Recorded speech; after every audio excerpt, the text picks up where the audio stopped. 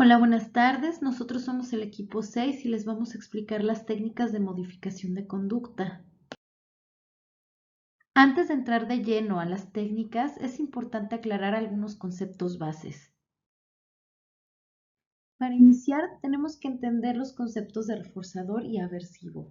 Un reforzador es un estímulo que, al hacerse contingente a la conducta, es decir, al mismo tiempo, aumenta su posibilidad de emisión en el futuro, es decir, que aumenta la posibilidad de que esta conducta se repita. Por otro lado, un aversivo se refiere a un estímulo que al hacerse contingente con una conducta disminuye su posibilidad de emisión en el futuro. Así entonces pasamos a explicar qué tipos de reforzadores existen. Estos se pueden dividir en positivos y negativos. Los positivos a su vez pueden ser primarios o intrínsecos, que son aquellas conductas que por sí mismas generan satisfacción, por ejemplo, comer algo rico cuando se tiene hambre. Por otro lado, un reforzador secundario, positivo secundario, se dan mediante el aprendizaje y son externos a la persona, es decir, pueden ser cosas materiales o sociales como el reconocimiento o el dinero. Por otro lado, también existen reforzadores negativos. Aquí es muy importante aclarar que no son castigos o estímulos aversivos, como ya definimos anteriormente. Más bien son la eliminación de ciertas consecuencias que para la persona le resultan desagradables o negativas. Por ejemplo, cuando un niño estudia mucho y obtiene una buena calificación, entonces podemos reforzar esa conducta del estudio premiándole al permitir que no realice una tarea doméstica que no le agrada. Aquí estamos utilizando un refuerzo negativo. Para seleccionar los reforzadores más efectivos, es muy importante conocer al individuo y entender qué recompensas, premios o situaciones le resultan gratificantes y qué tareas o situaciones le parecen aversivas. Recuerden que lo que es motivante para una persona no necesariamente es motivante para otra e incluso puede resultar hasta desmotivante. Así podemos pasar también a que un reforzador debe de ser motivante para esa persona al momento de elegirse.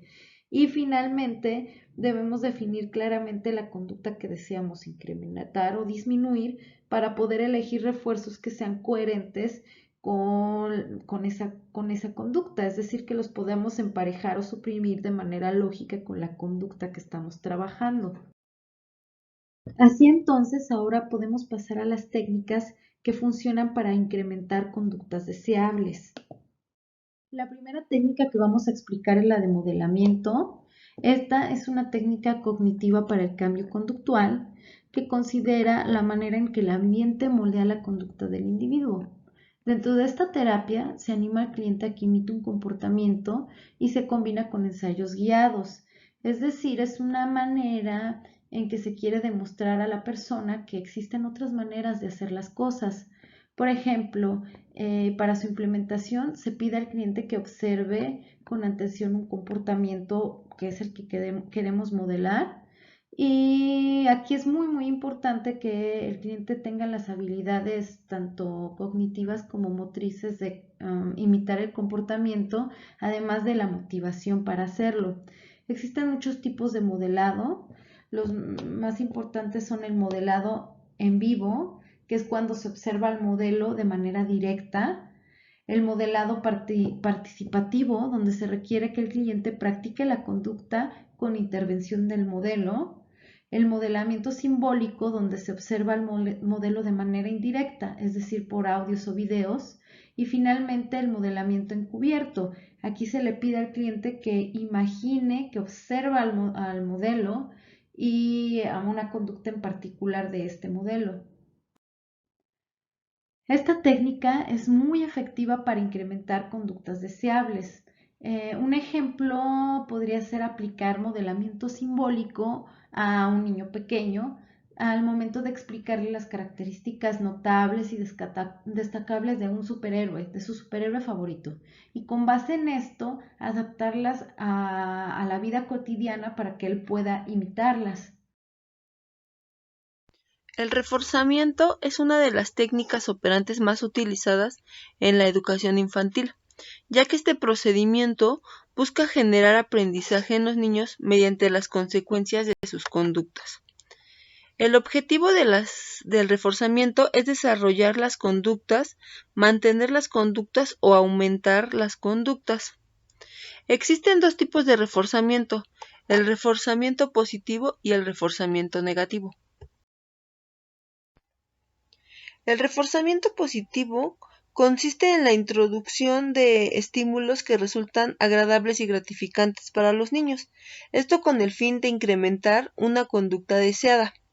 Es decir, se introducen estos reforzamientos para asegurar la probabilidad de que estas conductas se repitan. Se puede considerar que un reforzador es positivo cuando la conducta deseada incrementa.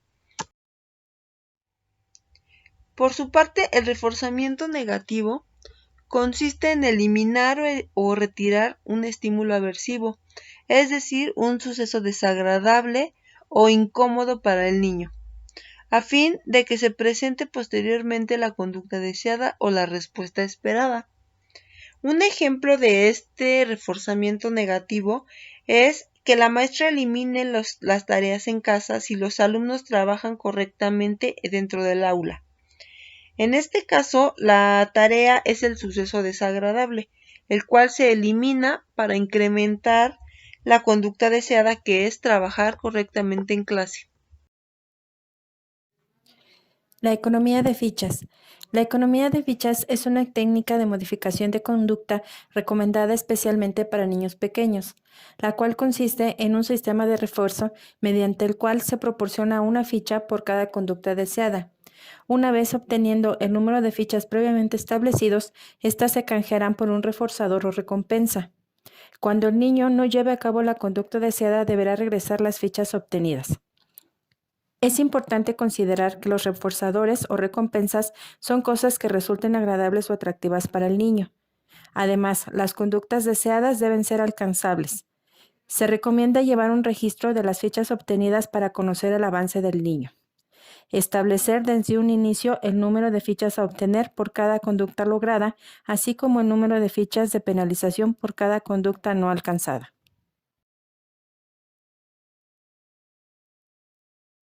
El contrato conductual es una técnica utilizada para incrementar conductas deseadas.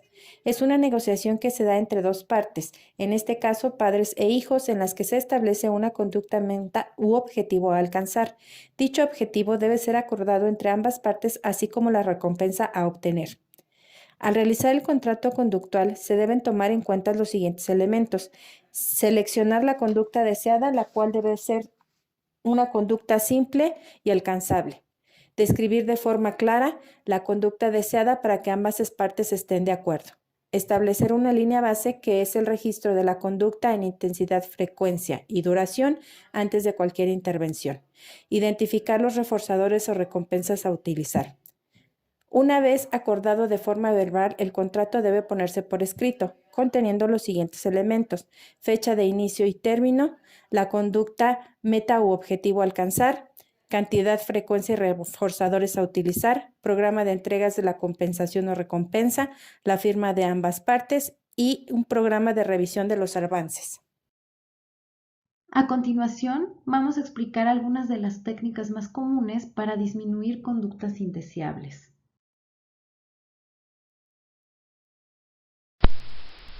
Las técnicas de castigo positivo consisten en la aplicación de actos o estímulos punitivos contingentes y también en la sobrecorrección. Un ejemplo, por ejemplo, sería poner a un niño a lavar los baños porque llegó tarde, o pedirle a un niño que le pida disculpas a su hermana por haberle pegado, o tal vez criticar a un niño en frente de otras personas, o desaprobar comentarios que el niño haya hecho, o mandar al niño a dar 5 vueltas al patio. Esos serían ejemplos de castigos punitivos. Y la sobrecorrección consiste en darle una guía o un ejemplo al niño de cómo se esperaría que se comporte de una forma deseable. Mientras tanto, las técnicas de castigo negativo consisten en limitar o eliminar un estímulo positivo. A esto se le puede llamar coste de respuesta o también se puede presentar como tiempo fuera. Algunos ejemplos serían suspenderle el domingo al niño, quitarle los juguetes, no dejarlo ver televisión o mandarlo a una esquina y excluirlo de otras actividades. Se debe de mencionar que las técnicas de castigo tienen ventajas pero también desventajas. Dentro de las ventajas es que pueden dar resultados rápidos y que funcionan para eliminar conductas que interfieren en el aprendizaje de otras conductas más sanas. Sin embargo, difícilmente algún terapeuta dependerá únicamente de aplicar las técnicas de castigo por las desventajas que tiene. Por ejemplo, que tiene solo efectos temporales, no a largo plazo. Y también tiene la posibilidad de crear u originar efectos indeseables como abuso físico o emocional, aplicación arbitraria de los castigos. También motiva la deshonestidad en los niños por miedo al castigo. Y también puede suprimir el origen independiente de conductas deseables que el niño pudiera tener o manifestar por sí mismo. Y también puede incitar sentimientos de lucha, de control y también de los sentimientos hacia los padres. La extinción es una técnica que consiste en dejar de reforzar una conducta que previamente fue reforzada. Para su eficacia siempre va acompañada de un reforzador positivo para que la conducta negativa se pueda eliminar. Normalmente en los niños y en los adolescentes el reforzador que mantiene la conducta negativa proviene de padres o aquellas personas cercanas. Para que funcione es indispensable poder identificar los reforzadores que mantienen esta conducta. Por ejemplo, si un menor se enoja porque le apagamos la televisión y comienza a llorar o a hacer su berrinche, no lo vamos a regañar, simplemente se trata de ignorar esta conducta, redirigir al niño con alguna otra actividad, por ejemplo jugar con nosotros. Si esta conducta persiste, hay que acercarse de forma calmada y amable para explicarle que hasta que él se calme podemos entonces prestarle la atención que él requiere. Una vez que esto suceda, bueno, pues nos acercamos y con una sonrisa lo premiamos con toda nuestra atención. Es importante resaltar que para que esto se dé hay que ser muy constante y consistente, ya que en ocasiones se refuerza, a veces sí y a veces no, y esto obviamente pues puede generar que la situación se ponga más complicada. Hay que ser muy paciente y lo más importante es que hay que tener en cuenta que la conducta puede llegar a incrementarse y debido a ello es importante ser muy constante. Entonces aquí la extinción propone retirar la atención de aquella conducta que se quiere eliminar, sin regaños, sin respuestas, ignorar completamente, pero tampoco se trata de hacer malas caras o llevar a cabo castigos a modo de venganza. Simplemente hay que focalizar la atención del menor hacia una conducta más positiva.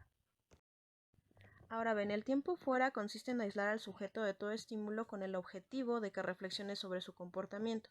Para aplicar esta técnica, primero se debe de tener definido cuál es el comportamiento que se espera al aplicar el tiempo fuera. Se debe de hacer de manera tranquila y serena para que el niño asocie esta técnica, que esta técnica fue por su comportamiento y no porque mamá o papá estaban enojados. Al terminar el tiempo fuera se debe conversar con el niño para que de manera consciente se dé cuenta de cuál es la consecuencia de los actos y buscar una forma de que esta conducta no se repita.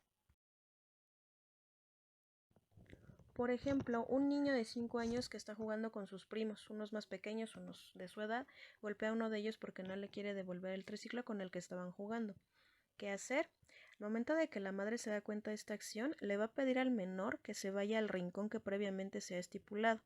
Esto por su mal comportamiento, por golpear al primo. Pasados 5 minutos, se acerca a la mamá y le dice que ese comportamiento no es aceptado como correcto, porque lastimas a alguien más.